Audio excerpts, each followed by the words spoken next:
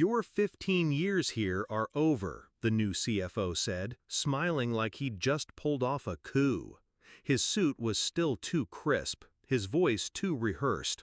I didn't argue. I just wished him luck with the quarterly reports.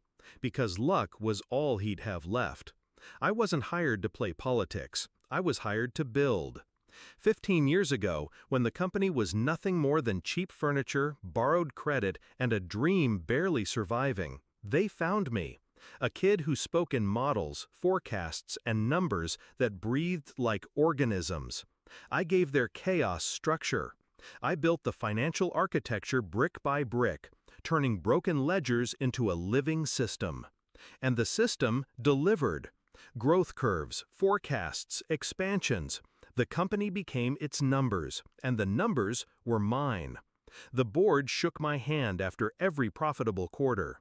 The old CEO called me his anchor. For years, I believed that meant security, but anchors can also drown you. It started small, a locked door where I used to walk freely, a strategy meeting where my name was left off the invite, forecast models altered without my knowledge. At first, I thought it was oversight, until I saw the signatures on the updated reports. Not mine, his, the new CFO. I studied the edits. Smoother curves, rosier predictions. Too perfect. Numbers designed to charm a boardroom, not reflect reality. Fiction dressed up as strategy. I knew then this wasn't incompetence. This was a rewrite. And I was the obstacle to erase. I didn't rage, I didn't plead. I went quiet. I watched him maneuver, replacing my reports with his optimism, whispering into the CEO's ear about modernization and new leadership. I saw the board nod along, eager for bigger promises, faster wins. Let him think he was winning. Let him believe he had pushed me out. Meanwhile, I tightened my grip on the one thing he didn't understand, the backbone of the entire system. The forecasting models weren't just spreadsheets.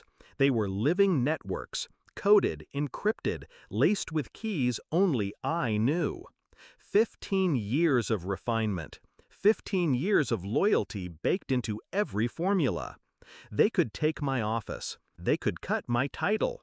But they couldn't take what I built. My revenge wasn't destruction. It was revelation. I waited until after they released me. HR walked me out with a severance envelope, carefully worded NDAs, their smug little victory. I signed everything, smiled for the cameras, gave them no reason to suspect. But the system remained mine.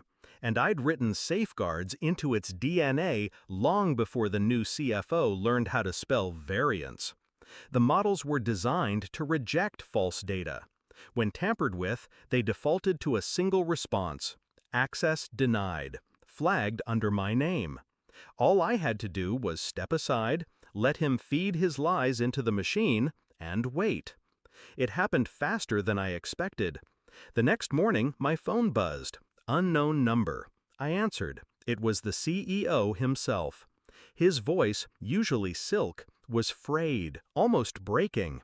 "The board is waiting," he said. "We're on the call and the quarterly forecast won't load. All it says is your name and access denied. Explain." I could hear them in the background. Raised voices, panic, investors demanding answers. The silence of money growing restless.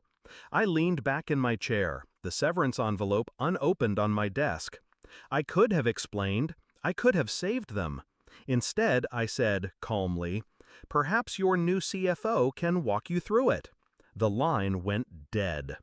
By the end of the week, the fallout was everywhere. Investors furious. Projections exposed as fiction. The CFO who replaced me? Gone. Dismissed. His career torched before it ever began. The CEO tried to call again, softer this time, his pride cracked. Apologies, offers, desperate talk of consulting opportunities. I let the phone ring. I wasn't interested in returning. Revenge wasn't about reclaiming a seat at their table. It was about showing them who really owned the foundation. They thought they could erase me, but you can't erase the architect from his own blueprint. I walked away lighter. 15 years reduced to a clean severance envelope and a name echoing through their systems like a ghost they couldn't exorcise. They gave me nothing. I left them everything. Locked. And every time they try to run the numbers, they'll see the same two words that ended them. Access denied.